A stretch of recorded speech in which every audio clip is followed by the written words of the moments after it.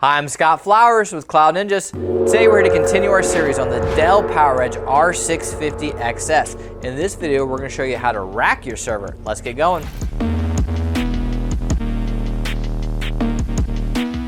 Hey, thanks for stopping by today to learn a little bit more about the Dell PowerEdge R650xs. Do us a favor if you find anything that helps you in this video. Click that like, smash that subscribe.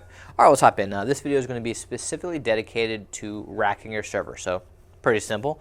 We're going to show you how to put this little bad boy in the server or the server rack behind us, right? So what we're going to do this video as a whole, though, we're going to start by telling you the different types of compatible rails, and then we're going to show you step-by-step instructions on how to take this bad boy and put it in the rail behind you, or in the rack behind you. So what rails are compatible? It depends if you want static or sliding, and I highly recommend sliding over static, but you can get the A11 or the A8, depending on if you want sliding or static. So those are the two compatible rail kits. So let's just hop into the fun stuff. Let's put this bad boy in the rack behind us.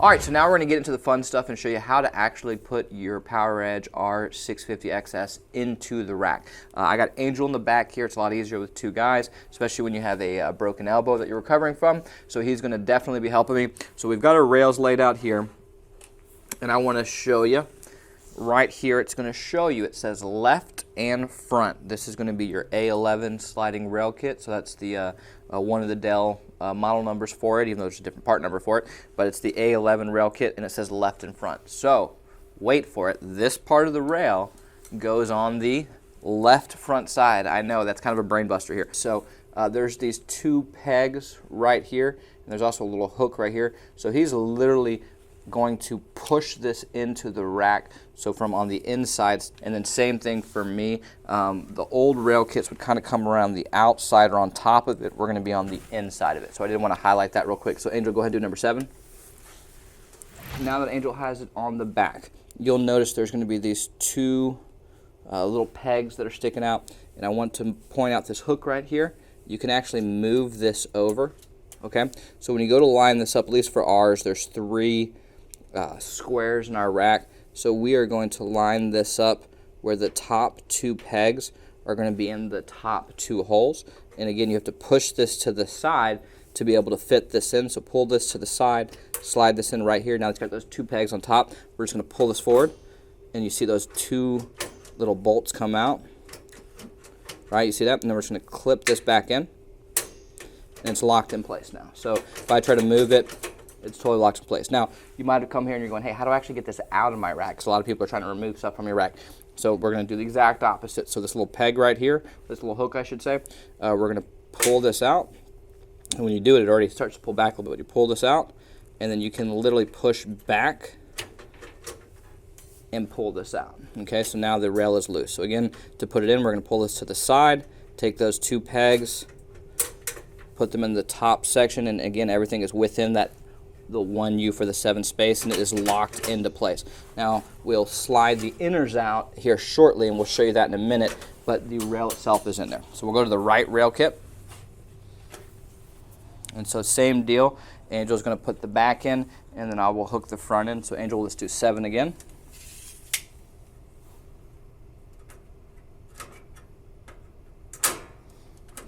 And then I am going to put the inner back in. Pull this to the side, line them up for the top 2 holes of the 3, and we're just going to click it in. So now it's all locked into place again. So if I wanted to remove it, slide this over, push this back, and we're out, and we are flying now. Okay. So now what we're going to do is we're going to actually take the inners out, and you'll notice they get locked into place when you do this. So we're going to go ahead and take the inners, and we're going to slide them out. And I do want to note, if you needed to slide these back in, there is a blue button right here that you can push that will then allow these to go back in. Okay, so let's show it on this side over here. So if we wanted to slide these back in, this blue clip right here, you just push this forward, and now this goes back in. So again, if this is locked in place, you can see it's not moving. So we're just going to push this forward. So push this forward, and this will slide back. You can put it back in your rack. All right, so now that we've showed you how to put the actual rails in, we've showed you how the inner rails slide in and out and how to push them back in if you need. Now we're gonna actually drop, physically, we're just gonna drop it, like maybe fucking sky high. No, we're gonna put the server into the rack right now, and you're gonna notice there's gonna be 4 rivets on the side, or each side of the server. So there's 4 little notches that are carved out here in your rails that are, wait for it, they're gonna match up perfectly with those rivets. So let's go ahead and let's show them these rivets here, Angel.